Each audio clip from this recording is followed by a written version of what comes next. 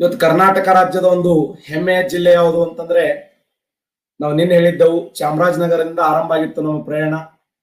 ಇವತ್ತು ನಮ್ಮ ಕರ್ನಾಟಕ ರಾಜ್ಯದ ಇನ್ನೊಂದು ಹೆಮ್ಮೆಯ ಜಿಲ್ಲೆ ಯಾವುದಂದ್ರೆ ಮಂಡ್ಯ ಜಿಲ್ಲೆಗೆ ನಾವೆಲ್ಲರೂ ಪ್ರಯಾಣವನ್ನು ಮಾಡೋಣ. ಮಂಡ್ಯ ಜಿಲ್ಲೆ ನೋಡಿ, ಹಾಸನ ಜಿಲ್ಲೆ, ತುಮಕೂರು ಜಿಲ್ಲೆ, ರಾಮನಗರ, ಚಾಮರಾಜನಗರ, ಮೈಸೂರು, ಈ ಸರಿಸುಮಾರು 5 ಜಿಲ್ಲೆಗಳ ಮಧ್ಯದಲ್ಲಿ ಅಂದವಾಗಿ ಚಂದವಾಗಿ ಕುಳಿತುಕೊಂಡಿರ್ತಕ್ಕಂಥ ಅಚ್ಚ ಕನ್ನಡವನ್ನು ಮಾತನಾಡುವಂತ ಕರ್ನಾಟಕ ರಾಜ್ಯದ ಏಕೈಕ ಹೆಮ್ಮೆಯ ಜಿಲ್ಲೆ ಅಲ್ಲ. ಇಡೀ ನಮ್ಮ ಕರ್ನಾಟಕ ರಾಜ್ಯದಲ್ಲಿ ಅಚ್ಚು ಕನ್ನಡವನ್ನ ಮಾತನಾಡುವಂತ ಏಕೈಕ ಜಿಲ್ಲೆ ಅದು. ಯಾರಾದರೂ ಮಂಡ್ಯದಿರಬಹುದು ಇವತ್ತು ಕ್ಲಾಸ್ಗೆ, ಬಹಳ ಖುಷಿ ಪಡುವಂತ ವಿಚಾರ. Yes, good, very good, good. ಇವತ್ತು ಮಂಡ್ಯನೂ ನಮ್ದೆ, ಶಿವಮೊಗ್ಗ ನಮ್ದೆ, ಚಾಮರಾಜನಗರ ನಮ್ದೆ, ಬೆಂಗಳೂರು ನಮ್ಮದೇ ಅನ್ನುವಂತ ವಿಶಾಲ ಮನೋಭಾವ ಹೊಂದಿದವರು ತಾವೆಲ್ಲರ. ಎಲ್ಲವೂ ನಮ್ಮದೇ. ಹಾಗಾದ್ರೆ ನಾವು ಯಾವ ಜಿಲ್ಲೆಯನ್ನು ನೋಡ್ತಾ ಇದ್ದೇವೆ ಅಂತಂದ್ರೆ ಕರ್ನಾಟಕ ರಾಜ್ಯದಲ್ಲಿ ಮಂಡ್ಯ ಜಿಲ್ಲೆಯನ್ನ ಕಾಣ್ತಾ ಇದ್ದೇವೆ. ಮಂಡ್ಯ ಜಿಲ್ಲೆ ತನ್ನ ಸುತ್ತಲೂ ಎಷ್ಟು ಜಿಲ್ಲೆಗಳೊಂದಿಗೆ ತನ್ನ ಗಡಿಯನ್ನು ಹಂಚಿಕೊಂಡಿದೆ ಅಂದ್ರೆ 5 ಜಿಲ್ಲೆಗಳು. 5 ಜಿಲ್ಲೆಗಳು ಯಾವಂದ್ರೆ ಫಸ್ಟ್ ಒನ್ ಹಾಸನ್, ನಂತರ ತುಮಕೂರು, ರಾಮನಗರ, ಚಾಮರಾಜನಗರ, ಮೈಸೂರು. ತನ್ನ ಸುತ್ತಲೂ ಎಷ್ಟು ರಾಜ್ಯಗಳೊಂದಿಗೆ ಜಿಲ್ಲೆಗಳೊಂದಿಗೆ ತನ್ನ ಗಡಿಯನ್ನು ಹಂಚಿಕೊಂಡಿದೆ ಅಂತಂದ್ರೆ 5 ಜಿಲ್ಲೆಗಳೊಂದಿಗೆ ತನ್ನ ಗಡಿಯನ್ನು ಹಂಚಿಕೊಂಡಿದೆ. 5 ಜಿಲ್ಲೆಗಳೊಂದಿಗೆ ಗಡಿ ಹಂಚಿಕೊಂಡಿದೆ. 5 ಜಿಲ್ಲೆಗಳು ಯಾವಂದ್ರೆ ಒಂದು ಹಾಸನ್ನ, ಆಮೇಲೆ ತುಮಕೂರು, ಆಮೇಲೆ ರಾಮನಗರ, ಆಮೇಲೆ ಚಾಮರಾಜನಗರ, ಆಮೇಲೆ ಮೈಸೂರು ಅಂತ. ನೀವು ನೋಡಿ, ಮಂಡ್ಯ ಜಿಲ್ಲೆ ತನ್ನ ಸುತ್ತಲೂ ಎಷ್ಟು ಜಿಲ್ಲೆಗಳೊಂದಿಗೆ ಗಡಿಯನ್ನು ಹಂಚಿಕೊಂಡಿದೆ ಅಂದ್ರೆ 5 ಜಿಲ್ಲೆಗಳು. 5 ಜಿಲ್ಲೆಗಳು ಯಾವಂದ್ರೆ ಹಾಸನ ಜಿಲ್ಲೆ, ತುಮಕೂರು, ರಾಮನಗರ, ಚಾಮರಾಜನಗರ, ಮೈಸೂರು. ಹಾಗಾದ್ರೆ ಒಂದು ಕಾಲದಲ್ಲಿ ಮಂಡ್ಯ ಯಾವ ಜಿಲ್ಲೆಯ ಒಂದು ಭಾಗವಾಗಿತ್ತು ಅಂದ್ರೆ ಮೈಸೂರಿನ ಒಂದು ಭಾಗವಾಗಿತ್ತು. ನೆನ್ಪಿಡಿ, ಈ ಮಂಡ್ಯ ಅನ್ನುವಂಥದ್ದು ಒಂದು ಕಾಲದಲ್ಲಿ ಯಾವ ಜಿಲ್ಲೆಯ ಒಂದು ಭಾಗವಾಗಿತ್ತು ಅಂದ್ರ ಮೈಸೂರಿನ ಒಂದು ಭಾಗವಾಗಿತ್ತು. ಇದು ಕ್ವಶನ್ ಆಗಿದೆ ನೋಡಿ. ಮಂಡ್ಯ ಅನ್ನುವಂಥ ಜಿಲ್ಲೆ ಯಾವುದರ ಒಂದು ಭಾಗವಾಗಿತ್ತು ಅಂದ್ರ ಮೈಸೂರಿನ ಒಂದು ಭಾಗವಾಗಿತ್ತು ಅಂತ. ಹಾಗಾದ್ರೆ ಮೈಸೂರು, ಹಾಸನ, ತುಮಕೂರು, ರಾಮನಗರ, ಚಾಮರಾಜನಗರಗಳೊಂದಿಗೆ ತನ್ನ ಗಡಿಯನ್ನು ಹಂಚಿಕೊಂಡಿರ್ತಕ್ಕಂಥ ಮಂಡ್ಯ ಜಿಲ್ಲೆ ಇಡೀ ನಮ್ಮ ಕರ್ನಾಟಕ ರಾಜ್ಯದಲ್ಲಿ ಒಂದು ವಿಶಿಷ್ಟವಾಗಿರುವಂತ ಜಿಲ್ಲೆ ಇದೆ ಅಲ್ಲ. ಮಂಡ್ಯ ನೋಡಿ,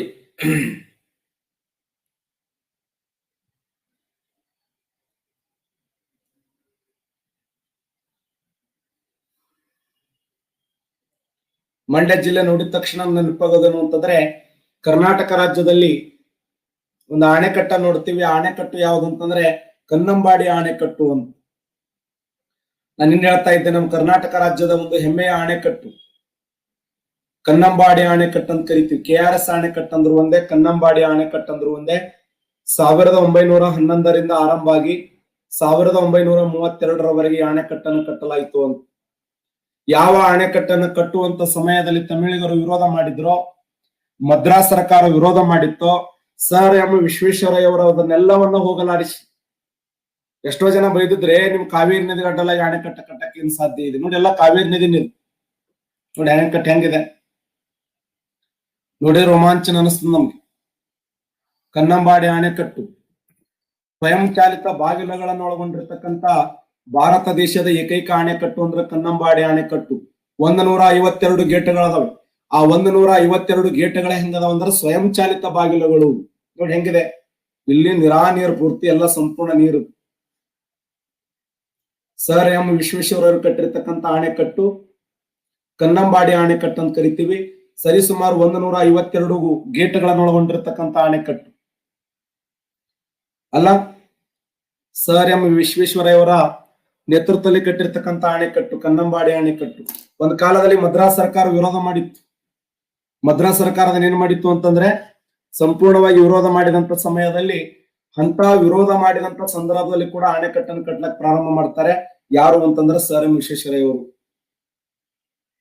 ನೋಡಿ, 1911ರಿಂದ 1932ರವರೆಗೆ ಈ ಅಣೆಕಟ್ಟಿನ ಉದ್ದ ಎಷ್ಟಿದೆ ಅಂತಂದ್ರೆ 2621 ಮೀಟರ್ ಉದ್ದವಾಗಿದೆ, 45 ಮೀಟರ್ ಎತ್ತರವಾಗಿದ್ದು 43 TMC ನೀರಿನ ಸಂಗ್ರಹ ಸಾಮರ್ಥ್ಯ ಹೊಂದಿದೆ. 1.75 ಲಕ್ಷ ಹೆಕ್ಟೇರ್ ಭೂಮಿಗೆ ನೀರಾವರಿ ಸೌಲಭ್ಯವನ್ನು ಕಲ್ಪಿಸುತ್ತದೆ. ಸರಿಸುಮಾರು 1.75 ಲಕ್ಷ ಹೆಕ್ಟೇರ್ ಭೂಮಿಗೆ ನೀರಾವರಿ ಸೌಲಭ್ಯವನ್ನು ಕಲ್ಪಿಸುವಂತ ಕನ್ನಡ ನಾಡಿನ ಹೆಮ್ಮೆಯ ಅಣೆಕಟ್ಟು ಅಂದ್ರೆ ಕನ್ನಂಬಾಡಿ ಅಣೆಕಟ್ಟು. ಈ ಅಣೆಕಟ್ಟಿನ ಶಿಲ್ಪಿ ಯಾರಂದ್ರೆ ಸರ್ ಎಂ ವಿಶ್ವೇಶ್ವರಯ್ಯ ಅವರು. ಆಗ ತಾನೇ ಮುಂಬೈ ಸರ್ಕಾರದಿಂದ ಕರ್ನಾಟಕ ರಾಜ್ಯ ಸರ್ಕಾರಕ್ಕೆ ಬಂದಂತ ಸರ್ ಎಂ ವಿಶ್ವೇಶ್ವರಯ್ಯ ದೊಡ್ಡ ಸವಾಲಿದೆ. ತಮಿಳಿಗರು ನಾಲ್ವಡಿ ಕೃಷ್ಣರಾಜ ಒಡೆಯರ್ ಕೇಳ್ತಾರ, ನೀ ಅಣೆಕಟ್ಟು ಕಟ್ಟುವಂತ ಸಾಮರ್ಥ್ಯ ಇಲ್ಲ, ದಯವಿಟ್ಟು ಆ ಬ್ಲೂ ಫ್ರಂಟ್ ಅನ್ನು ಹರಿದಾಕಿ ಸುಮ್ಮನೆ ಹೋಗಿ ಮನ್ಯಾಗ ಕುಂದ್ರಂತ. ಅವಮಾನಗೊಂಡಿರ್ತಕ್ಕಂಥ ನಾಲ್ವಡಿ ಕೃಷ್ಣರಾಜ ಒಡೆಯರಿಗೆ ಯಾರಿಗೆ ಅವಕಾಶ ಕೊಟ್ಟರು ಅಂದ್ರೆ ಸರ್ ಎಂ ವಿಶ್ವೇಶ್ವರಯ್ಯ ಅವರಿಗೆ ಅವಕಾಶ ಕೊಡ್ತಾರ ಸ್ನೇಹಿತರೆ. 1911ರಿಂದ 1932ರವರೆಗೆ ಕಟ್ಟಿದಂತ ಅಣೆಕಟ್ಟು ಜಗತ್ತೇ ನೋಡ್ಬೇಕು. ಬ್ರಿಟಿಷರ ಬಂದಂತರ ಸಮಯದಲ್ಲಿ ಯಾರು ಈ ಅಣೆಕಟ್ಟು ಕಟ್ಟಿದವ್ರು ಸುಮ್ಮ ಉದ್ಘಾಟನೆ ಮಾಡಂತಾರ. ಯಾರೇ ಕಟ್ಲಾಗ ನೀ ಏನ್ ಮಾಡವ, ಇಲ್ಲ ನೀವು ಯಾರೋ ಫಾರಿನ್ ಕರ್ಕೊಂಡ್ ಬಂದಿರಂತ. ಯಾವ ಫಾರಿನ್ ಹೆಡಿಕಿನ್ ಚಂಡ್ ಬಿಡ ನೆಟ್ನಿ ಸುಮ್ಮ ಉದ್ಘಾಟನೆ ಮಾಡಂತ. ಯಾಕಂದ್ರೆ ಆ ಕನ್ನಂಬಾಡಿ ಅಣೆಕಟ್ಟಿಗೆ 152 ಗೇಟ್ಗಳಿದ್ದು, ಆ 152 ಗೇಟ್ಗಳ ವಿಶೇಷ ಏನು ಅಂದ್ರೆ ಸ್ವಯಂ ಚಾಲಿತ ಬಾಗಿಲುಗಳು. ಜಾಗತಿಕ ಮಟ್ಟದಲ್ಲಿ ಅಥವಾ ಭಾರತ ದೇಶದಲ್ಲಿ ಸ್ವಯಂ ಚಾಲಿತ ಬಾಗಿಲುಗಳನ್ನು ಒಳಗೊಂಡಂತ ಏಕೈಕ ಅಣೆಕಟ್ಟು ಅಂದ್ರೆ ಅದು ಕನ್ನಂಬಾಡಿ ಅಣೆಕಟ್ಟು. ಕನ್ನಂಬಾಡಿ ಅಣೆಕಟ್ಟು ಅಂದ್ರು ಒಂದೇ, KRS ಅಣೆಕಟ್ಟು ಅಂದ್ರು ಒಂದೇ. KRS ಅಂದ್ರೆ ಏನು? ಕೃಷ್ಣ ರಾಜಸಾಗರ ಅಣೆಕಟ್ಟು ಅಂತ ಕರೀತಾರೆ. ಕೃಷ್ಣ ರಾಜಸಾಗರ ಅಣೆಕಟ್ಟು ಅಂದ್ರು ಒಂದೇ, KRS ಅಣೆಕಟ್ಟು ಅಂದ್ರು ಒಂದೇ. ಇದು ಎಲ್ಲಿದೆ ಅಂದ್ರೆ ಮಂಡ್ಯ ಜಿಲ್ಲೆಯ ಶ್ರೀರಂಗಪಟ್ಟಣ ತಾಲೂಕಿನ ಕನ್ನಂಬಾಡಿ ಎಂಬ ಸ್ಥಳ. ನೋಡಿ, ಮಂಡ್ಯ ಜಿಲ್ಲೆಯ ಶ್ರೀರಂಗಪಟ್ಟಣ ತಾಲೂಕಿನ ಕನ್ನಂಬಾಡಿ ಎಂಬ ಸ್ಥಳದಲ್ಲಿ ಕಾವೇರಿ ನದಿ ಗಡ್ಡಲಾಗಿ ಕಟ್ಟಿರ್ತಕ್ಕಂಥ ಅಣೆಕಟ್ಟೆ ಕನ್ನಂಬಾಡಿ ಅಣೆಕಟ್ಟು. ಈ ಅಣೆಕಟ್ಟಿನ ಸುತ್ತಲೂ ಸುಂದರವಾಗಿರುವಂತ ಬೃಂದಾವನ ನಿರ್ಮಾಣ ಮಾಡಲಾಗಿದೆ. ಬೃಂದಾವನ, ಈ ಬೃಂದಾವನದ ಪಕ್ಕದಲ್ಲಿ 2 ಕಾಲುವೆಗಳು ಹೋಗಿದ್ದಾವೆ. 2 ಕಾಲುವೆಗಳು ಯಾವಂತಂದ್ರೆ ಒಂದು ವಿಶ್ವೇಶ್ವರಯ್ಯ ಕಾಲುವೆ, ಇನ್ನೊಂದು ವರುಣಾ ಕಾಲುವೆ ಅಂತ ಕರೀತಾರೆ. ವರುಣಾ ಕಾಲುವೆ. 2 ಕಾಲುವೆಗಳನ್ನ ನೋಡ್ತೀವಿ, ಒಂದು ವಿಶ್ವೇಶ್ವರಯ್ಯ ಕಾಲುವೆ, ಇನ್ನೊಂದು ವರುಣಾ ಕಾಲುವೆ. ಆ ಬೃಂದಾವನ ಅನ್ನುವಂತ ಸುಂದರವಾದ ಉದ್ಯಾನವನ, ಬೃಂದಾವನದ ವಿಶೇಷ ಏನು ಅಂತಂದ್ರೆ ಜಮ್ಮು ಕಾಶ್ಮೀರದ ಶಾಲಿಮರ ಉದ್ಯಾನವನ್ನು ಹೋಲುವಂತ ಸುಂದರವಾಗಿರುವಂತ ಬೃಂದಾವನ ನಿರ್ಮಾಣ ಮಾಡಲಾಯಿತು.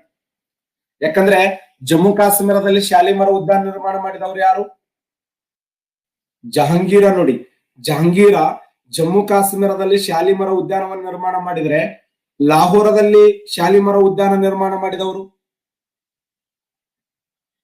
ಲಾಹೋರದಲ್ಲಿ ಶಾಲಿಮರ ಅನ್ನುವಂತ ಉದ್ಯಾನ ನಿರ್ಮಾಣ ಮಾಡಿದವರು ಯಾರಂದ್ರ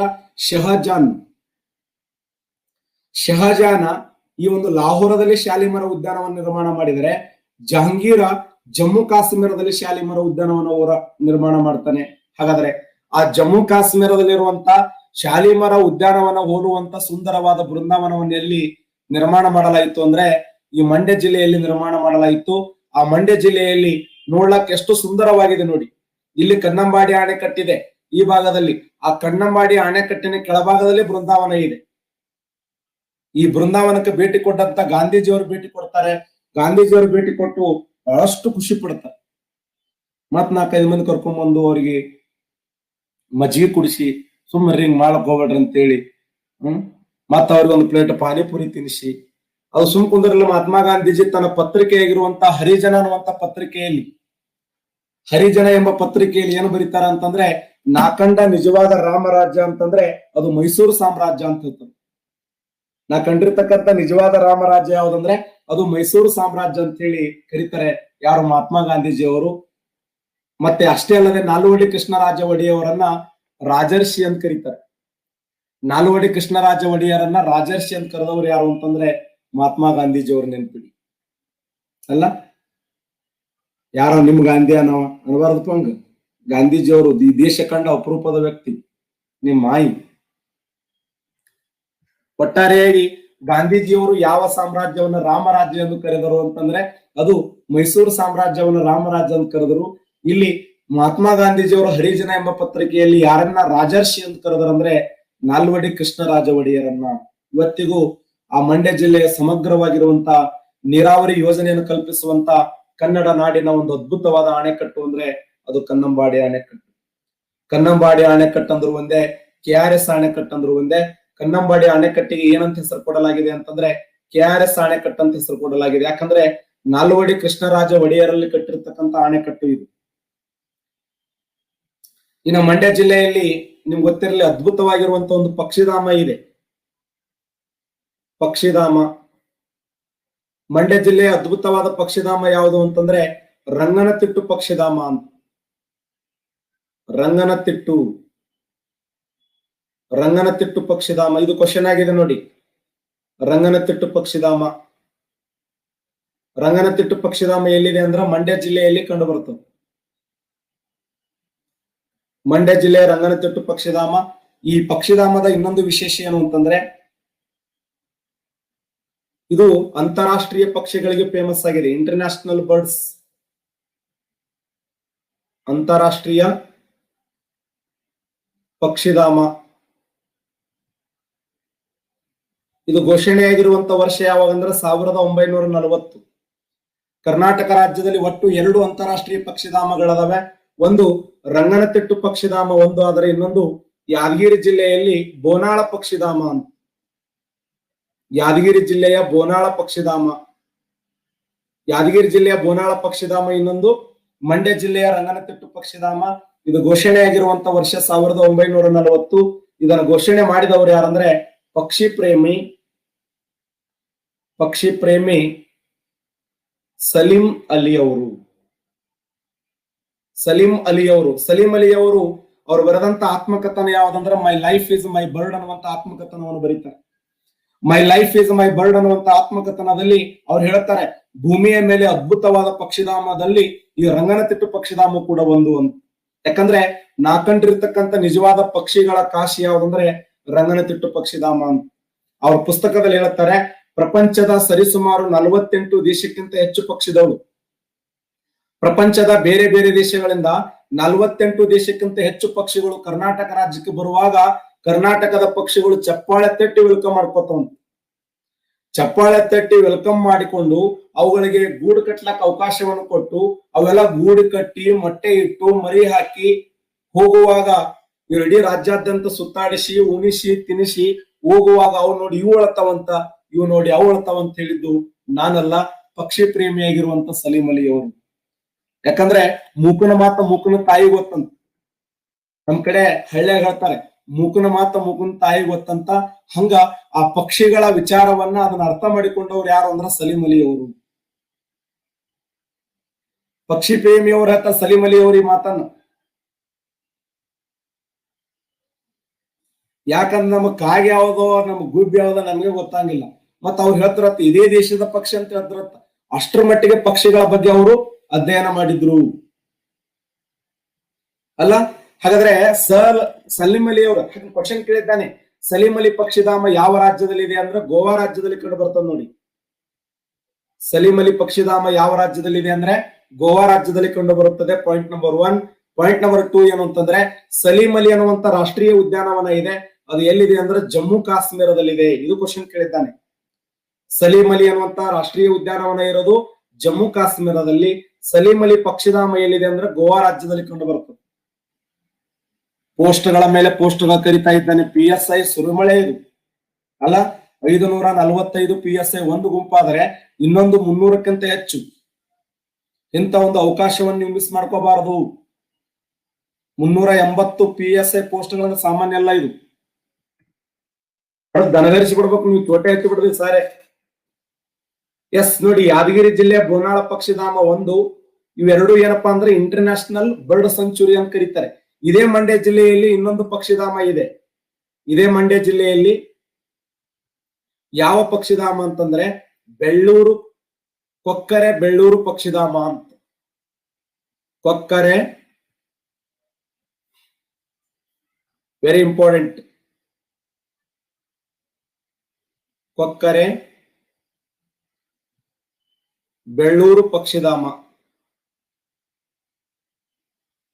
ಸರಿ, ಏನ್ರಿ ವಿಶೇಷ ಇದು? ಕೊಕ್ಕರೆ ಬೆಳ್ಳೂರು ಪಕ್ಷಿಧಾಮದ ವಿಶೇಷ ಏನು ಅಂತಂದ್ರೆ ಕರ್ನಾಟಕ ರಾಜ್ಯದ ಏಕೈಕ ಮೀಸಲು ಪ್ರದೇಶ ಇದು.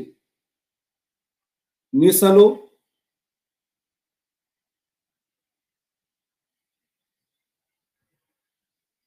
ಕರ್ನಾಟಕ ರಾಜ್ಯದ ಏಕೈಕ ಏನಂತೀವಿ ಇದನ್ನ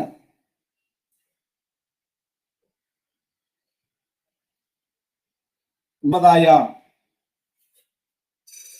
ಸರಿ, ಹಿಂಗಂದ್ರೆ ಏನ್ರಿ ಸಮುದಾಯ ಮೀಸಲು ಪ್ರದೇಶ ಅಂದ್ರೆ ಏನು? ಸಮುದಾಯ ಮೀಸಲು ಪ್ರದೇಶ ಅಂತಂದ್ರೆ ಕರ್ನಾಟಕ ರಾಜ್ಯದಲ್ಲಿ ಕರ್ನಾಟಕ ರಾಜ್ಯ ಸರ್ಕಾರ ಮತ್ತು ಆ ಭಾಗದ ರೈತರು, ಮಂಡ್ಯ ಜಿಲ್ಲೆಯ ರೈತರು ಮತ್ತು ಆ ಕೊಕ್ಕರೆ ಬೆಳ್ಳೂರು ಅನ್ನುವಂತ ಸ್ಥಳದಲ್ಲಿ ಬಂದಂತ ಪಕ್ಷಿಗಳಿಗೆ ಯಾವುದೇ ಧಕ್ಕೆಯನ್ನ ಮಾಡದೆ ಬಂದಂತ ಪ್ರಾಣಿಗಳಿಗೆ ಅವುಗಳಿಗೆ ಅವಕಾಶವನ್ನು ಕೊಟ್ಟು ಅವುಗಳಿಗೆ ವಾಸ ಮಾಡಲು ಅವಕಾಶ ಮಾಡಿಕೊಡ್ತಾರಲ್ಲ, ಅದಕ್ಕೆ ಏನಂತ ಕರೀತಾರೆ ಅಂದ್ರೆ ಈ ಒಂದು ಸಮುದಾಯ ಮೀಸಲು ಪ್ರದೇಶ ಅಂತ ಕರೀತಾರೆ. ಸಮುದಾಯ ಮೀಸಲು ಪ್ರದೇಶ,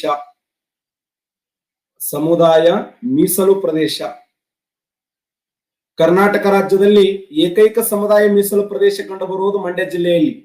ಅಲ್ಲ, ಕರ್ನಾಟಕ ರಾಜ್ಯದಲ್ಲಿ ಏಕೈಕ ಸಮುದಾಯ ಮೀಸಲು ಪ್ರದೇಶ ಕಂಡು ಬರುವುದು ಎಲ್ಲಿ ಅಂತಂದ್ರೆ ಅದು ಕರ್ನಾಟಕ ರಾಜ್ಯದಲ್ಲಿ.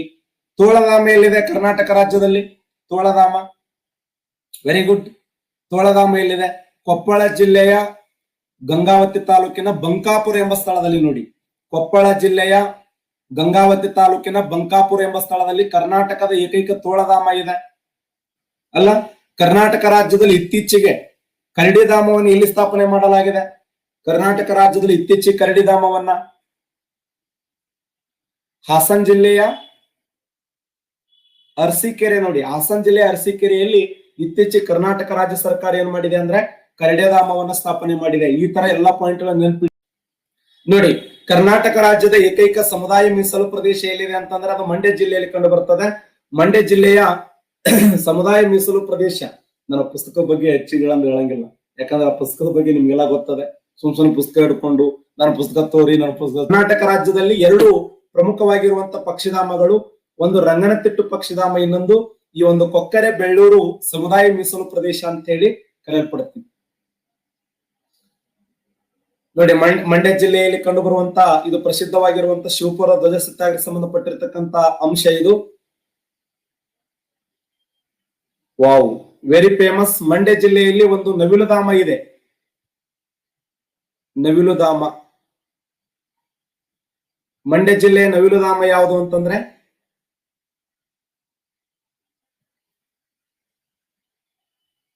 ಯಾವುದು ನವಿಲುಧಾಮ?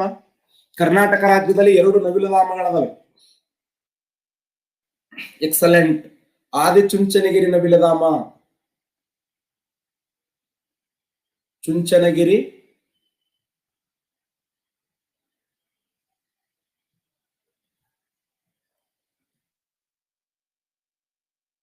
ನೋಡಿ.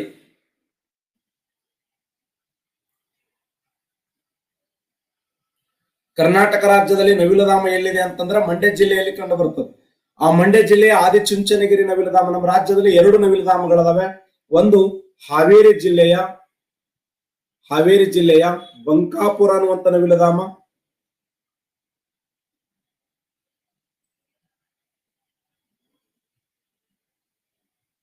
ಹಾವೇರಿ ಜಿಲ್ಲೆಯ ಬಂಕಾಪುರ ಅನ್ನುವಂತ ನವಿಲುಧಾಮ ಒಂದಾದರೆ, ಇನ್ನೊಂದು ಯಾವ್ದಂದ್ರೆ ಮಂಡ್ಯ ಜಿಲ್ಲೆಯ ಆದಿಚುಂಚನಗಿರಿ ನವಿಲುಧಾಮ ಫೇಮಸ್. ಮಂಡ್ಯ ಜಿಲ್ಲೆಯ ಆದಿಚುಂಚನಗಿರಿ ನವಿಲುಧಾಮ. ಕರ್ನಾಟಕ ರಾಜ್ಯದಲ್ಲಿ ಎಷ್ಟು ನವಿಲುಧಾಮಗಳಿದೆ ಅಂದ್ರೆ ಎರಡು. ಹಾವೇರಿ ಜಿಲ್ಲೆಯ ಬಂಕಾಪುರ ಅನ್ನುವಂತ ನವಿಲುಧಾಮ, ಇನ್ನೊಂದು ಮಂಡ್ಯ ಜಿಲ್ಲೆಯ ಆದಿಚುಂಚನಗಿರಿ ಅನ್ನುವಂತ ನವಿಲುಧಾಮ. ಎರಡು ಪ್ರಸಿದ್ಧವಾಗಿರುವಂತ ನವಿಲುಧಾಮಗಳದಾವೆ. ಹಾಗಾದ್ರೆ ಮಂಡ್ಯ ಜಿಲ್ಲೆಯ ಆದಿಚುಂಚನಗಿರಿ ನವಿಲುಧಾಮ ಯಾವ ದೇವಸ್ಥಾನದ ಪಕ್ಕದಲ್ಲಿದೆ ಅಂತ ಪ್ರಶ್ನೆ. ಮೇಲುಕೋಟೆಯ ಚಲುವ ನಾರಾಯಣ ಸ್ವಾಮಿ ದೇವಾಲಯ. ಚಲುವ ನಾರಾಯಣ ಸ್ವಾಮಿ ದೇವಾಲಯ, ಇದು ಕ್ವಶನ್ ಆಗಿದೆ ನೋಡಿ. ಹಾಗಾದ್ರೆ ಮೇಲುಕೋಟೆಯ ಚಲುವ ನಾರಾಯಣ ಸ್ವಾಮಿ ದೇವಾಲಯವನ್ನು ಕಟ್ಟಿಸಿದವರು ಯಾರು? ಮೇಲುಕೋಟೆಯ ಚಲುವ ನಾರಾಯಣ ಸ್ವಾಮಿ ದೇವಾಲಯವನ್ನು ಕಟ್ಟಿಸಿದವರು ಯಾರು ಅಂತಂದ್ರೆ ರಾಜ ಒಡೆಯರ ಕಾಲದಲ್ಲಿ.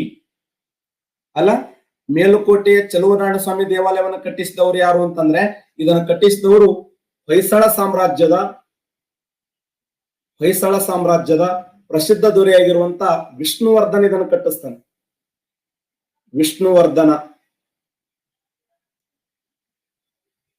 ವಿಷ್ಣುವರ್ಧನ. ಹಾಗಾದ್ರೆ ಈ ವಿಷ್ಣುವರ್ಧನ ಯಾವ ಉದ್ದೇಶಕ್ಕಾಗಿ ಕಟ್ಟಿಸ್ತಾನಂದ್ರೆ ತನ್ನ ಗುರುಗಳಾಗಿರುವಂತ ರಾಮಾನುಜಾಚಾರ್ಯರು ಗುರುಗಳಾಗಿರುವಂತ ರಾಮಾನುಜಾಚಾರ್ಯ ಸಲುವಾಗಿ ಮೇಲುಕೋಟೆಯ ಚಲುವನಾರಾಯಣ ಸ್ವಾಮಿ ದೇವಾಲಯ ಕಟ್ಟಿಸ್ತಾನೆ. ಬಹಳ ಫೇಮಸ್ ಆಗಿರುವಂತ ದೇವಾಲಯ. ಇವ್ರ್ಯಾರು ಸರ್ ಅಂದ್ರೆ ರಾಮಾನುಚಾರ್ಯರು ಅಂತಂದ್ರೆ 120 ವರ್ಷಗಳ ಕಾಲ ಬದುಕಿರುವಂತ ವ್ಯಕ್ತಿ. ತಮಿಳುನಾಡಿನಿಂದ ಕರ್ನಾಟಕ ರಾಜ್ಯಕ್ಕೆ ಬಂದು ಕರ್ನಾಟಕ ರಾಜ್ಯದಲ್ಲಿ ವೈಷ್ಣವ ಪಂಥವನ್ನು ಪ್ರಚಾರ ಮಾಡಿ, ವೈಷ್ಣವ ಪಂಥದ ಪ್ರಚಾರದಿಂದ ಬಿಟ್ಟಿ ದೇವ ಅನ್ನುವಂತ ಒಬ್ಬ ರಾಜ್ಯ ವಿಷ್ಣುವರ್ಧನ ಅಂತೇಳಿ ಪರಿವರ್ತನೆಯಾಗಿ, ವಿಷ್ಣುವರ್ಧನ ತನ್ನ ಗುರುಗಳ ಸಲುವಾಗಿ ಮಂಡ್ಯ ಜಿಲ್ಲೆಯ ಆ ಮೇಲುಕೋಟೆ ಅನ್ನುವಂತ ಸ್ಥಳದಲ್ಲಿ ಚಲುವನಾರಾಯಣ ಸ್ವಾಮಿ ದೇವಾಲಯ ಕಟ್ಟಿಸ್ತಾನೆ. ಆ ಒಂದು ಯಾವುದರ ಸ್ಥಳ ಆಗಿತ್ತು ಮೇಲುಕೋಟೆ ಅಂತಂದ್ರೆ ವೈಷ್ಣವ ಪಂಥವನ್ನ ಪ್ರಚಾರ ಮಾಡುವಂತ ತಾಣ ಆಗಿತ್ತು. ಅಲ್ಲ, ವೈಷ್ಣವ ಸಿದ್ಧಾಂತವನ್ನ ಪ್ರಚಾರ ಮಾಡುವಂತ ತಾಣ ಆಗಿತ್ತು. ವೈಷ್ಣವ ಪ್ರಚಾರ. ಹಾಗಾದ್ರೆ ವೈಷ್ಣವದ ಪಂಥದ ಅನುಯಾಯಿಗಳನ್ನ ಏನಂತ ಕರೀತಾರೆ? ವೈಷ್ಣವ ಪಂಥದ ಅನುಯಾಯಿಗಳನ್ನ ಯಾರು? ಮುತ್ಯಾರನವರು ಆಳ್ವಾರರು ಅಂತ ಕರೀತಾರೆ ನೋಡಿ. ಆಳ್ವಾರರು ವೈಷ್ಣವ ಪಂಥದ ಅನುಯಾಯಿಗಳನ್ನ, ವೈಷ್ಣವ ಪಂಥದ ಹಿಂಬಾಲಿಕರನ್ನ ಏನಂತ ಕರೀತಾರ ಅಂದ್ರ ಆಳ್ವಾರರು ಅಂತ ಕರೀತಾರ. ಹಾಗಾದ್ರೆ ಶೈವ ಧರ್ಮದ ಅನುಯಾಯಿಗಳನ್ನ ಏನಂತ ಕರೀತಾರೆ? ಯಾರು? ಸ್ವಾಮಿಗಳನ್ನೋರು ನಯನಾರರು ಅಂತ ಕರೀತಾರ. ಇದು ಮೊನ್ನೆ 24/8/2026 KS ಕೇಳಿದಂತ ಪ್ರಶ್ನೆ ನೆನ್ಪಿಡಿ. ಹಾಗಾದ್ರೆ ಹಿಂದೂ ಧರ್ಮದ ಪ್ರಧಾನವಾಗಿರುವಂತ 2 ಪಂಥಗಳು ಅಂತಂದ್ರೆ ಒಂದು ಆಳ್ವಾರರು, ಇನ್ನೊಂದು ನಯನಾರರು ಅಂತ ಕರೀತಾರೆ. ಆಳ್ವಾರರು ಅಂತಂದ್ರೆ ವೈಷ್ಣವ ಧರ್ಮವನ್ನ ಬೆಂಬಲಿಸಿರ್ತಕ್ಕಂಥ ವ್ಯಕ್ತಿಗಳು, ವೈಷ್ಣವ ಪಂಥವನ್ನ ಬೆಂಬಲಿಸಿದಂತ ವ್ಯಕ್ತಿಗಳನ್ನ ಏನಂತ ಕರೀತಾರೆ ಅಂದ್ರೆ ಆಳ್ವಾರರು ಅಂತ ಕರೀತಾರೆ. ಇನ್ನ ಶೈವ ಧರ್ಮವನ್ನು ಬೆಂಬಲಿಸಿದಂತ ವ್ಯಕ್ತಿಗಳನ್ನ ನಯನಾರರು ಅಂತ ಕರೀತಾರೆ. ನಯನಾರರು ಯಾರು? ಬಿದ್ದಿರಪ್ಪ ಅನ್ನೋರು. ಒಟ್ಟಾರೆಯಾಗಿ ನಾನು ಬೀಳ್ತಾನೆ, ನಿವೃತ್ತಾನೆ ಎಂದು ಬೀಳಂಗಿಲ್ಲ, ನೆವರದು. ಮುಂದಗಡೆ ನಮ್ಮ ಎಲ್ಲ ಬಿಸಿ ಊಟದ ಸದಸ್ಯರದಾರ ನಾವು, ಹೌದಲ್ಲ? ನೋಡಿ, ಹಾಗಾದ್ರೆ ವಿಷ್ಣುವರ್ಧನನ ಮೂಲ ಹೆಸರು ಏನದು? ಬಿಟ್ಟಿದೇವ. ಆ ಬಿಟ್ಟಿದೇವ ಎನಿಸಿಕೊಂಡಿರ್ತಕ್ಕಂಥ ವಿಷ್ಣುವರ್ಧನ ಏನ್ ಕರೀತಾರೆ ಅಂದ್ರೆ ತಲಕಾಡುಗೊಂಡ ಅಂತ ಕರೀತಿದ್ರು.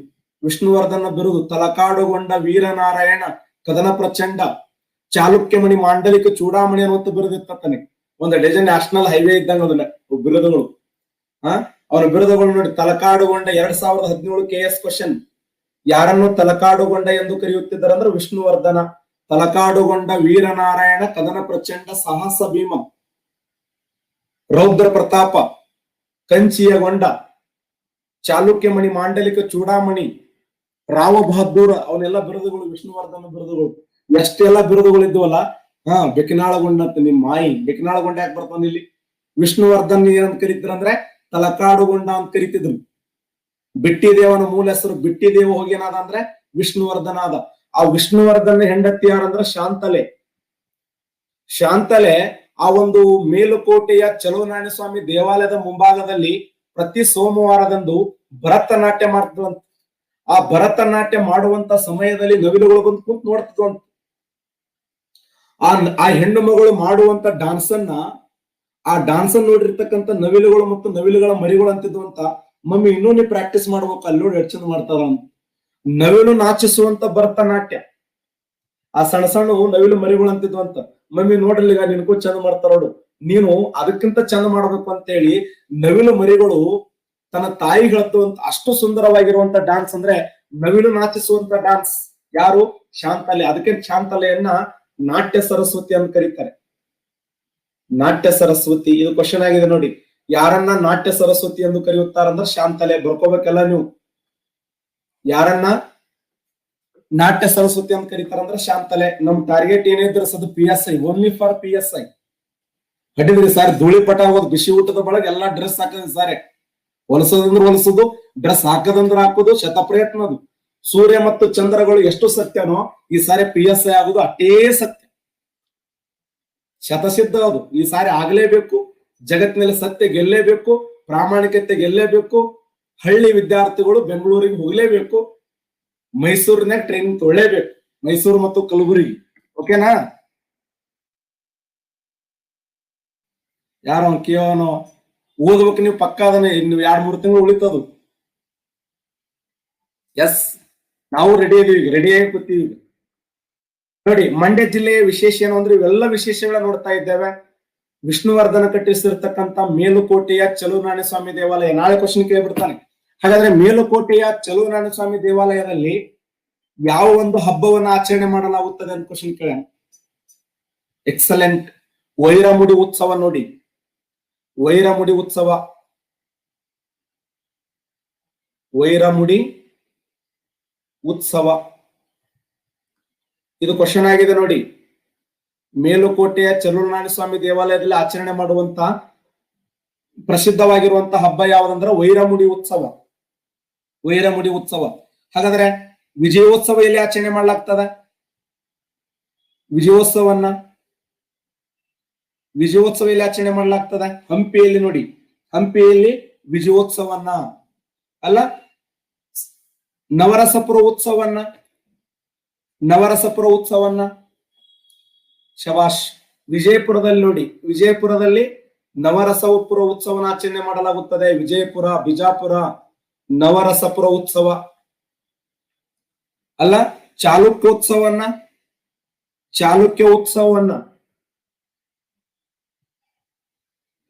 ಉತ್ಸವನೆಯಲ್ಲಿ ಬದಾಮಿಯಲ್ಲಿ ನೋಡಿ, ಬದಾಮಿಯಲ್ಲಿ. ಬಸವ ಉತ್ಸವ ಎಕ್ಸಲೆಂಟ್. ಬೀದರ್ ಜಿಲ್ಲೆಯ ಬಸವ ಕಲ್ಯಾಣ ನೋಡಿ, ಬಸವ ಕಲ್ಯಾಣ, ಬೀದರ್ ಜಿಲ್ಲೆಯ ಬಸವ ಕಲ್ಯಾಣದಲ್ಲಿ ಈ ಬಸವ ಉತ್ಸವನ ಆಚರಣೆ ಮಾಡಲಾಗುತ್ತದೆ. ಅಣ್ಣ ಬಸವಣ್ಣ ಜನ್ಮ ತಾಳಿದಂತ ಪುಣ್ಯಭೂಮಿ, ಅಣ್ಣ ಬಸವಣ್ಣ ತನ್ನ ಸಂಸ್ಥಾನವನ್ನು ಕಟ್ಟಿರ್ತಕ್ಕಂಥ ಪುಣ್ಯಭೂಮಿ, ಜಗತ್ತಿನ ಮೊಟ್ಟ ಮೊದಲ ಅನುಭವ ಮಂಟಪ ಅಂತ ಕರೀತಾರೆ. ಪ್ರಪಂಚದ ಮೊಟ್ಟ ಮೊದಲ ಸಂಸತ್ತು ಯಾವುದಂದ್ರೆ ಅದು ಅಣ್ಣ ಬಸವಣ್ಣ ಕಟ್ಟಿರ್ತಕ್ಕಂಥ ಪುಣ್ಯಭೂಮಿಯೇ, ಅದು ಬೀದರ್ ಜಿಲ್ಲೆ ಬಸವ ಕಲ್ಯಾಣ. ನಾವು ಬಂದ ಕಾರ್ಯಕ್ಕೆ ನೀವು ಬಂದಿರಯ್ಯ, ನೀವು ಬಂದ ಕಾರ್ಯಕ್ಕೆ ನಾನು ಬಂದೇನಯ್ಯ, ನಾನು ನೀವು ಬಂದ ಕಾರ್ಯಕ್ಕೆ ಪ್ರಭುದೇವರು ಬಂದರಯ್ಯ. ಕಲ್ಯಾಣ ಎಂಬುದು ಪ್ರಣತೆಯಾಯಿತು, ನಾನು ಬತ್ತಿಯಾದೆ, ನೀವು ತೈಲ ಆದರಿ, ಪ್ರಭುದೇವರು ಜ್ಯೋತಿಯಾದರು. ಬಿಜ್ಜಳ ಕ್ರಾಂತಿಯಿಂದ ಪಣತಿ ಒಡೆದು ಹೋಯಿತು ಅಲ್ಲ, ಬತ್ತಿ ತೆಳಗ ಬಿದ್ದಿತ್ತು. ಯಾವ ನಾಯಿ ನೆಕ್ಕಿತ್ತನೋ ನಿಮ್ಮ ಮಾಯಿ? ಅದು ಒಳ್ಳೆ ವಚನ ಹೇಳುವಾಗ ನಾಯಿ ನೆಕ್ಕಿತ್ತು. ಎಸ್, ಬತ್ತಿ ತೆಳಗೆ ಬಿದ್ದಿತ್ತು, ತೈಲ ಚೆಲ್ಲಿ ಹೋಯಿತು, ಕಲ್ಯಾಣ ಎಂಬ ಪ್ರಣತಿ ಒಡೆದು ಹೋಯಿತು. ಕೂಡಲ ಸಂಗಮ ದೇವ ಶರಣರ ಮನವು ನೊಂದಿತ್ತಯ್ಯ ಕೂಡಲ ಸಂಗಮ ದೇವ. ಎಸ್, ಒಟ್ಟಾರೆಯಾಗಿ ಬಸವ ಉತ್ಸವ ಎಲ್ಲಿ ನಡೆಯುತ್ತದೆ ಅಂತಂದ್ರೆ ಬೀದರ್ ಜಿಲ್ಲೆಯ ಬಸವ ಕಲ್ಯಾಣದಲ್ಲಿ ಬಸವ ಉತ್ಸವ ನಡೀತದೆ ನೋಡಿ. ಕನಕ ಉತ್ಸವ ಎಲ್ಲಿ ನಡೀತದೆ ನೋಡಿ? ಹಾವೇರಿ ಜಿಲ್ಲೆ. ನಾಳೆ ಅಖಿಲ ಭಾರತ ಕನ್ನಡ ಸಾಹಿತ್ಯ ಸಮ್ಮೇಳನ ನಡೀತಾ ಇದೆ ಹಾವೇರಿಯಲ್ಲಿ ಅಖಿಲ ಭಾರತ ಕನ್ನಡ ಸಾಹಿತ್ಯ ಸಮ್ಮೇಳನ ನಡೀತಾ ಇದೆ. ಯಾರಾದ್ರೂ ಹಾವೇರಿ ಅದರಿ? ನಮ್ಮ ಕ್ಲಾಸ್ ನಲ್ಲಿ ಹಾವೇರಿಯವರು, ವೆರಿ ಗುಡ್. ಆ ಕನಕ ಉತ್ಸವ ಎಲ್ಲಿ ನಡೆಯುತ್ತದೆ ಅಂದ್ರೆ ಹಾವೇರಿ ಜಿಲ್ಲೆಯ ಕಾಗಿನೆಲೆ ಆದಿಕೇಶವರಾಯ ಅಂತ, ಆ ಕಾಗಿನೆಲೆ ಆದಿಕೇಶವರಾಯ ಎಂಬ ಸ್ಥಳದಲ್ಲಿ ಈ ಒಂದು ಕನಕ ಉತ್ಸವ ನಡೆಯುತ್ತದೆ ಸ್ನೇಹಿತರೆ. ಕನಕ ಉತ್ಸವ ಎಲ್ಲರೂ ಮೀ ಅಂತಾರ ಅವರು ಎಲ್ಲವೂ ನಮ್ಮದೇ ಅನ್ನುವಂತ ಭಾವ ಇದೆಯಲ್ಲ ನಿಮ್ಮಲ್ಲಿ, ಅದು ದೊಡ್ಡತನ.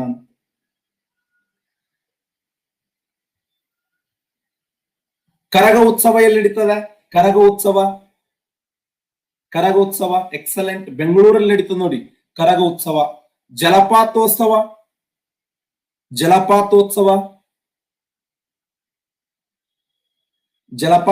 ಎಲ್ಲಿ ನಡೆಯುತ್ತದೆ? ಚಾಮರಾಜನಗರದಲ್ಲಿ ನೋಡಿ, ಚಾಮರಾಜನಗರದಲ್ಲಿ ಜಲಪಾತೋತ್ಸವ ನಡೆಯುತ್ತದೆ. ಚಾಮರಾಜನಗರದಲ್ಲಿ ತೀರ್ಥೋತ್ಸವ ಎಲ್ಲಿ ನಡೆಯುತ್ತದೆ? ತೀರ್ಥೋತ್ಸವ ಯಾರವ? ಗೋವಾನವ? ನೀನು ಹೆಡಿಕಿನ ಚಣ ಮರೆ ಬೀಳುತ್ತೆ. ತೀರ್ಥೋತ್ಸವ ಗೋವಾನ್. ಕೊಡಗು ಜಿಲ್ಲೆಯ ತಲಕಾವೇರಿ ಎಂಬ ಸ್ಥಳದಲ್ಲಿ ನಡೀತದೆ. ಕೊಡಗು ಜಿಲ್ಲೆಯ ತಲಕಾವೇರಿ.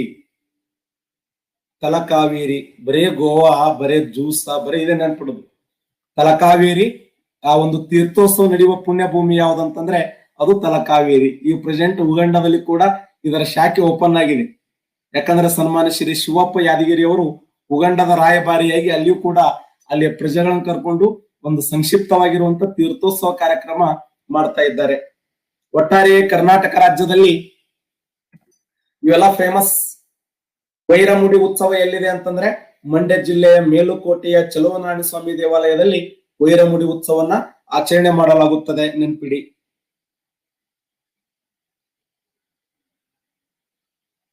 ನೋಡಿ, ಇದೇ ಚಲುವನಾರಾಯಣ ಸ್ವಾಮಿ ದೇವಸ್ಥಾನ. ಶಿವ ಈ ಸಾರಿ ಹೆಂಗಾರು ಮಾಡಿ PS ಆಲಿಪ್ಪ ದೇವ್ರೆ, ನಮ್ ಬಳಗದ ಅಷ್ಟು ಮಂದಿದು. ನೋಡಿ, ಮಂಡ್ಯ ಜಿಲ್ಲೆಯಲ್ಲಿ ಪ್ರಸಿದ್ಧವಾಗಿರುವಂತಹ ಒಂದು ಜಲಪಾತ ಇದೆ. ಯಾವ ಜಲಪಾತ ಇದೆ ಅಂತಂದ್ರೆ ಮಂಡ್ಯ ಜಿಲ್ಲೆಯಲ್ಲಿ, ಹೇಳಿ, ಮಂಡ್ಯ ಜಿಲ್ಲೆಯಲ್ಲಿ ಪ್ರಸಿದ್ಧವಾದಂತ ಜಲಪಾತ ಇದೆ. ಯಾವ ಜಲಪಾತ? ಶವಾಶ್, ಗಗನಚುಕ್ಕಿ ಅನ್ನುವಂತ ಜಲಪಾತ ಇದೆ ನೋಡಿ. ಗಗನಚುಕ್ಕಿ.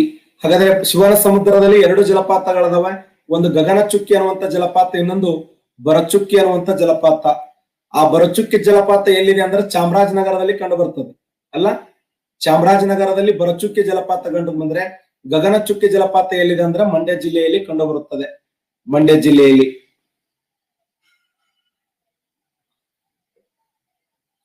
ಗಗನಚುಕ್ಕಿ ಮಂಡ್ಯ, ಬರಚುಕ್ಕಿ ಚಾಮರಾಜನಗರದಲ್ಲಿ.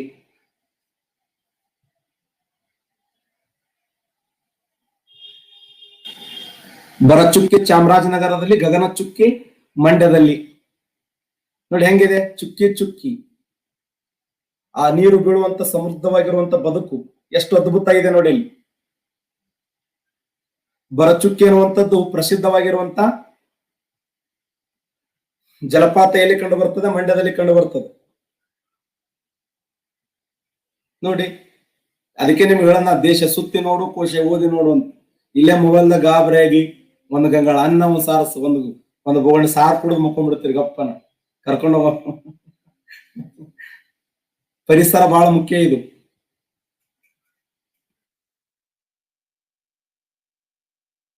ನೋಡಿ ಎಷ್ಟು ಚೆನ್ನಾಗಿದೆ. ಯಾಕಂದ್ರೆ ಕಾವೇರಿ ನದಿ ಮಂಡ್ಯ ಜಿಲ್ಲೆಯಲ್ಲಿ ಸಮಗ್ರವಾಗಿರುವಂತ ನದಿ ಅದು.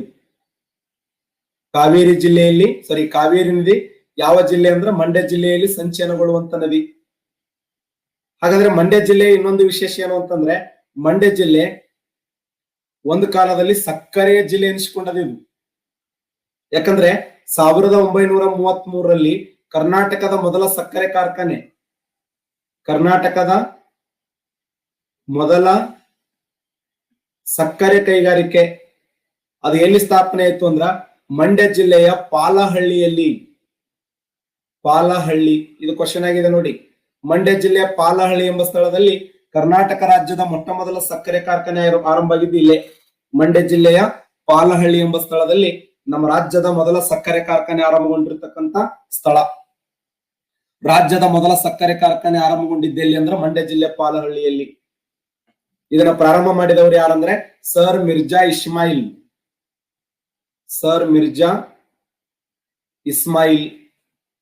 ಈ ಸರ್ ಮಿರ್ಜಾ ಇಸ್ಮಾಯಿಲ್ ಅವರ ಕಾಲದಲ್ಲಿ 1936ರಲ್ಲಿ ಕಾಗದ ಕಾರ್ಖಾನೆಯನ್ನ,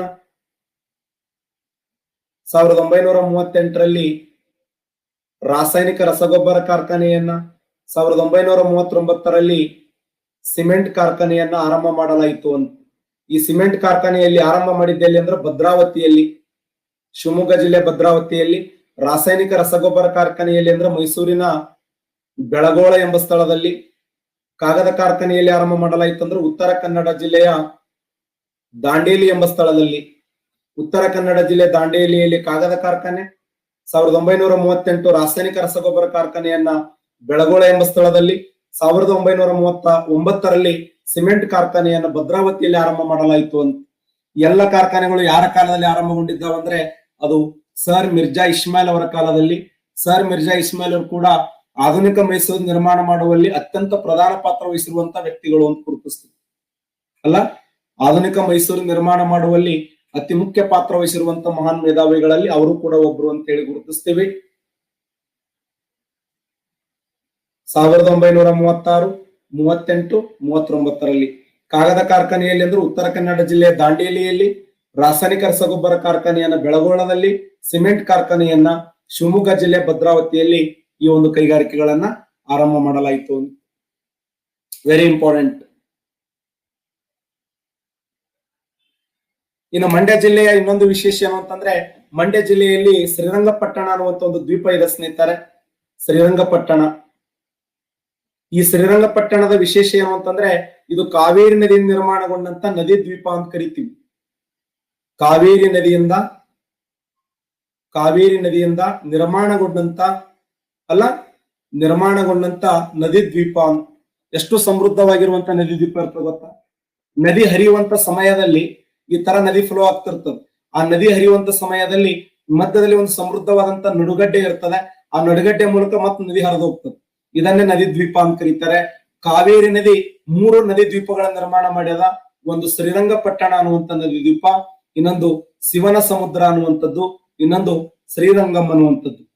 ಅವುಗಳನ್ನ ಅನುಕ್ರಮವಾಗಿ ಆದಿರಂಗ, ಮಧ್ಯರಂಗ, ಅಂತ್ಯರಂಗ ಅಂತ ಹೇಳಿ ಕರಿತೀವಿ. ಶ್ರೀರಂಗಪಟ್ಟಣ ಯಾರ ರಾಜಧಾನಿಯಾಗಿತ್ತು?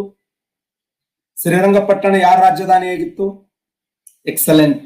ಟಿಪ್ಪು ಸುಲ್ತಾನ ರಾಜಧಾನಿ ಯಾವ್ದಾಗಿತ್ತು ಅಂದ್ರೆ ಶ್ರೀರಂಗಪಟ್ಟಣ ಆಗಿತ್ತು.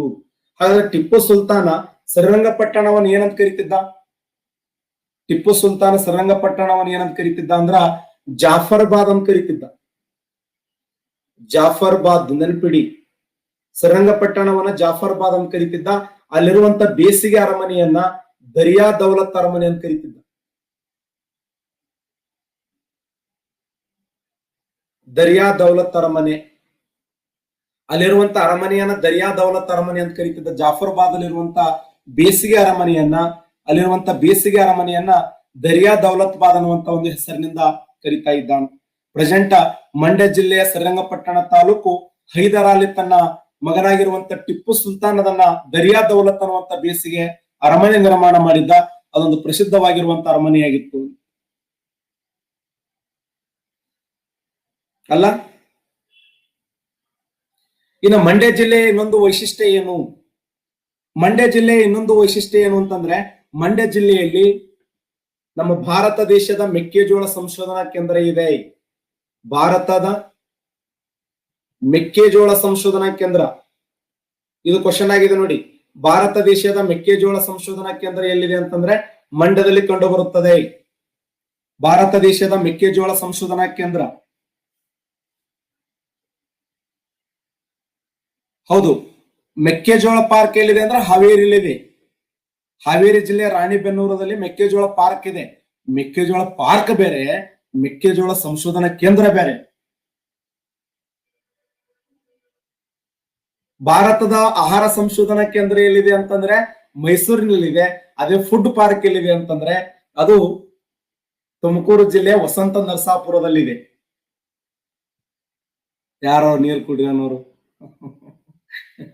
ನಾ ಏನು ಸಿಟ್ಟಿಗೆರಿನೇ, ನಾ ಏನ್ ಅಂದಿನೇನು ಸೋನ್ ಜಗಳ ತೆಗೆದನು. ಯಾರು ದುದ್ದಿ ಅನ್ನೋರು ಅನ್ನಬಾರದಪ್ಪ ಹಂಗ ನೋಡಿ.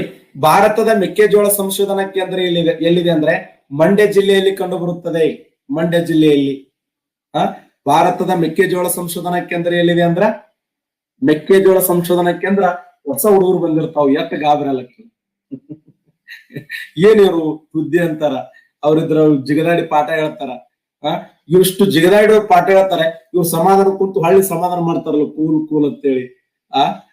ಎಂತ ನೋಡ್ದಾಗ. ಇನ್ನ ಶ್ರೀರಂಗಪಟ್ಟಣ ಅನ್ನುವಂತ ಸ್ಥಳ ನಿಮ್ಗೆಲ್ಲಾ ಗೊತ್ತದೆ. ಆಂಗ್ಲೋ ಮೈಸೂರು ಯುದ್ಧಗಳು ನಡೀತಾವ. ಆಂಗ್ಲೋ ಮೈಸೂರು ಯುದ್ಧಗಳು 1767ರಿಂದ 1769ರವರೆಗೆ ಪ್ರಥಮ ಆಂಗ್ಲೋ ಮೈಸೂರು ಯುದ್ಧ, 1780ರಿಂದ 1784ರವರೆಗೆ ಎರಡನೇ ಆಂಗ್ಲೋ ಮೈಸೂರು ಯುದ್ಧ, 1790ರಿಂದ 1792 ಮೂರನೇ ಆಂಗ್ಲೋ ಮೈಸೂರು ಯುದ್ಧ, 1799ರಲ್ಲಿ ನಾಲ್ಕನೇ ಆಂಗ್ಲೋ ಮೈಸೂರು ಯುದ್ಧ ಅಂತ ಕರೀತೀವಿ. ಒಂದನೇದ್ದು ಮದ್ರಾಸ್ ಒಪ್ಪಂದ, ಎರಡನೇದ್ದು ಮಂಗಳೂರು ಒಪ್ಪಂದ, ಮೂರನೇದ್ದು ಶ್ರೀರಂಗಪಟ್ಟಣ ಒಪ್ಪಂದ. ಅಧಿಕಾರಿಗಳು ಯಾರಿದ್ರಂತ ಕೇಳ್ತಾನೆ. ಶಿವಕಾವ್ಯ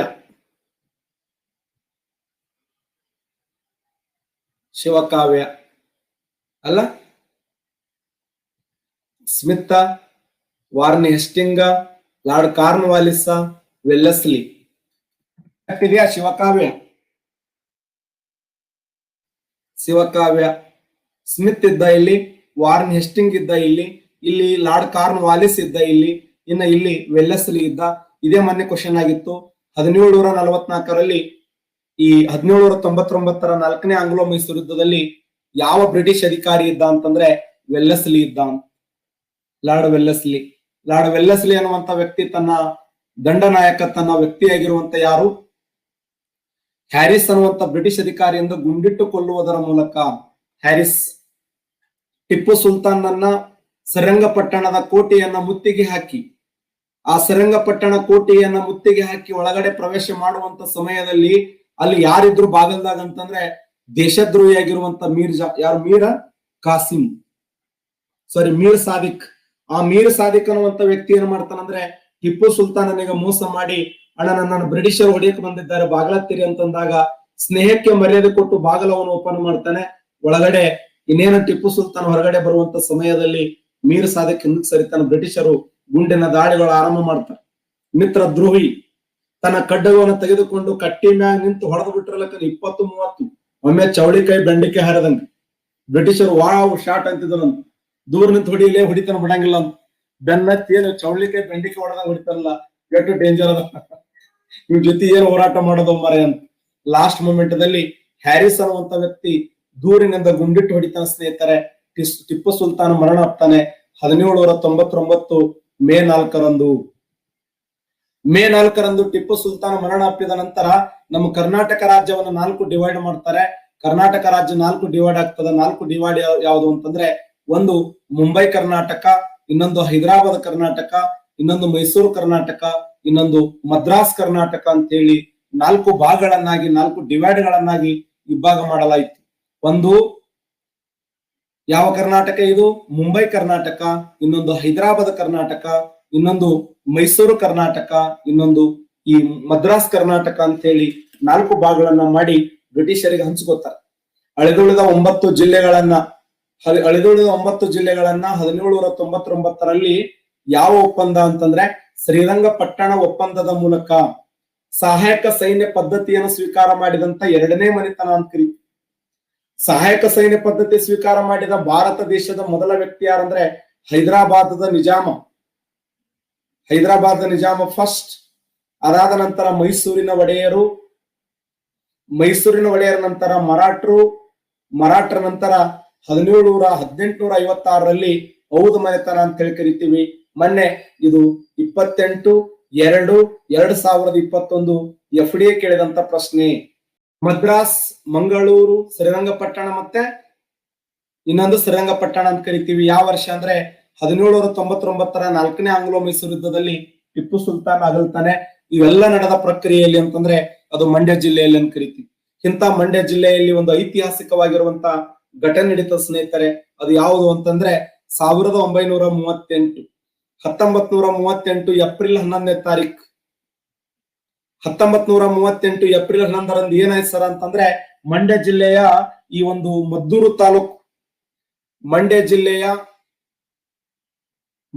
ತಾಲೂಕಿನ ಶಿವಪುರ ಎಂಬ ಸ್ಥಳದಲ್ಲಿ ಆ ಮೈಸೂರು ಕಾಂಗ್ರೆಸ್ ಕಮಿಟಿ ವತಿಯಿಂದ ಮೊಟ್ಟ ಮೊದಲ ಬಾರಿಗೆ ಟಿ ಸಿದ್ದಲಿಂಗಯ್ಯವರನ್ನ ಅಡ್ಡಪಲ್ಲಕ್ಕಿಯಲ್ಲಿ ಮೆರವಣಿಗೆ ಮಾಡ್ಕೊತ ಹೊಂಟಿದ್ರು. ಬ್ಯಾಡ್ರಿ ಅಂತಾರು ಟಿ ಸಿದ್ದಲಿಂಗಯ್ಯವರು. ಬ್ಯಾಡ್ರ ಮರ ನಮ್ಗೆ ಯಾಕಂತ ಸುಮ್ಮಿರಿ ಅಂತ ಎಲ್ಲಾ ಮಂದಿ ಹೊಡೆದು ದೊಡ್ಡ ಅಡ್ಡಪಲ್ಲಕ್ಕಿಯಲ್ಲಿ ಮೆರವಣಿಗೆ ಮಾಡ್ಕೊತ ಹೊಂಟ್ಬಿಟ್ರು. ಅವಾಗ ಬ್ರಿಟಿಷರ್ ಏನ್ ಮಾಡಿದ್ರು ಅಂತಂದ್ರೆ, ಬ್ರಿಟಿಷರು ಲಾಠಿ ಏಟಿಗೆನ್ನ ಹೊಡೆದು ಬಿಡ್ತಾರೆ. ಲಾಠಿ ಏಟ್ ಹೊಡೆದಾಗ ಹತ್ತುರ್ಸ್ಕೊಂಡು ಎಲ್ಲರೂ ಬೀಳ್ತಾರೆ. ಅವ ಮೊದಲೇ ಹೇಳ್ತಾರೆ ಟಿ ಸಿದ್ದಣ್ಣ ಬ್ಯಾಡ ತಿಳಿದಿಲ್ಲ ನಿಮ್ಗೆ ಅಂತೇಳಿ. ಹಾಗೆ ಒಟ್ಟಾರೆಯಾಗಿ ಆಯತಪ್ಪಿ ಬಿದ್ದರೂ ಕೂಡ ಅವ್ರು ಯಾರು ಕೂಡ ಹಿಂಸರಿರ್ಲಿಲ್ಲ. ಹೋಗಿ ಆ ಮಂಡ್ಯ ಜಿಲ್ಲೆಯ ಮದ್ದೂರು ತಾಲೂಕಿನ ಶಿವಪುರ ಎಂಬ ಸ್ಥಳದಲ್ಲಿ ಧ್ವಜಾರೋಹಣ ಮಾಡುತ್ತಾರೆ. ಆ ಧ್ವಜಾರೋಹಣ ಮಾಡುವಂತ ಸಮಯದಲ್ಲಿ ಪ್ರತಿಭಟನೆ ಮಾಡ್ತಾರೆ. ಏನು ಪ್ರತಿಭಟನೆ ಅಂತಂದ್ರೆ, ನಾವು ಮೈಸೂರಿನಲ್ಲಿ ಕಾಂಗ್ರೆಸ್ ಪಕ್ಷವನ್ನ ಕಟ್ತೀವಿ, ಮೈಸೂರು ಕಾಂಗ್ರೆಸ್ ಅವನ್ನ ತಂದೆ ತರ್ತೀವಿ, ಮೈಸೂರಿನಲ್ಲಿ ಪ್ರಜಾಪ್ರಭುತ್ವ ಸರ್ಕಾರವನ್ನ ಸ್ಥಾಪನೆ ಮಾಡ್ತೀವಿ ಅಂತ ಹೇಳಿ ಟಿ ಸಿದ್ದಲಿಂಗಯ್ಯ ಅವರು ಬಳ್ಳಾರಿ ಸಿದ್ದಮ್ಮ, ನೆನ್ಪಿಡಿ ನಿಮಗೆ, ಬಳ್ಳಾರಿ ಸಿದ್ದಮ್ಮ ಹೋರಾಟ ಮಾಡ್ತಾರೆ. ಬಳ್ಳಾರಿ ಸಿದ್ದಮ್ಮ, ಮೈಸೂರಿನ ಬಸಮ್ಮ, ಟಿ ಸಿದ್ದಲಿಂಗಯ್ಯ ಅವರು, ಯಾರ ಗದಗಿನ ಜಯಮ್ಮನವರು, ನಿಮ್ಮ ಮಾಯಿ ಗೌಡ್ರು ಮುದಿಕೆ ಅಂತ ಅವ್ರು ಯಾರು ಬರಂಗಿಲ್ಲ ಇಲ್ಲಿ. ಇದ್ದದ್ದೆಲ್ಲಾರ್ದು ಒಳಗೆ ಸೇರಿಸಿ ಬೆಂಗಳೂರಿನ ನಿಂಗಯ್ಯ ಯಾರವರು, ಯಾರು ನಿಂಗಮ್ಮ ಬರಂಗಿಲ್ಲ, ಯಾರು ಬರಂಗಿಲ್ಲ. ಯಾರೋ ಬೆಕ್ಕನಾಳಿನ ಗಂಗಮ್ಮನೋ, ನಿಮ್ ಮಾಯಿ ಅದು. ಬೆಕ್ಕನಾಳೆ ಗಂಗಮ್ಮ ಯಾಕೆ ಬರ್ತಾಳೆ?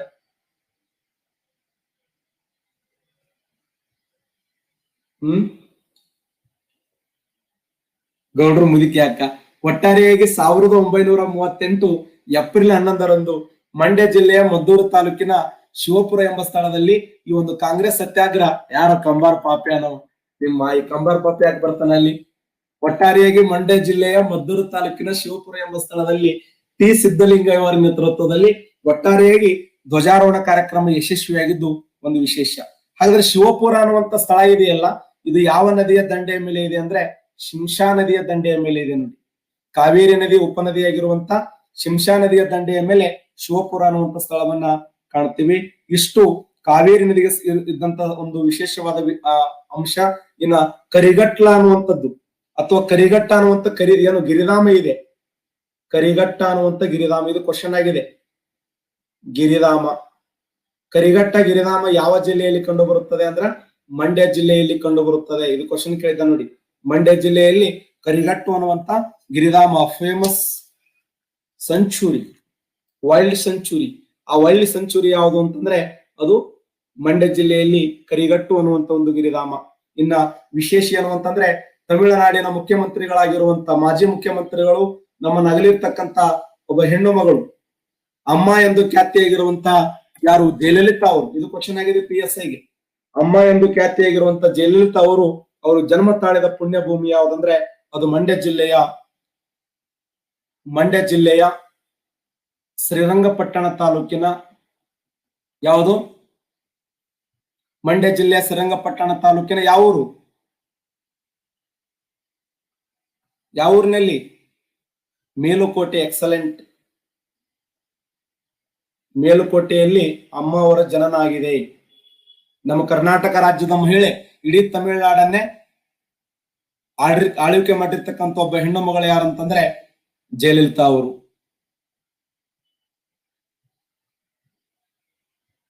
ಶುಭರಾತ್ರಿ, ಒಳ್ಳೆಯದಾಗಲಿ. ನೆಕ್ಸ್ಟ್ ಮೈಸೂರು, ನಾಳೆ ಮೈಸೂರು ಬಗ್ಗೆ ಡಿಸ್ಕಸ್ ಮಾಡೋಣ.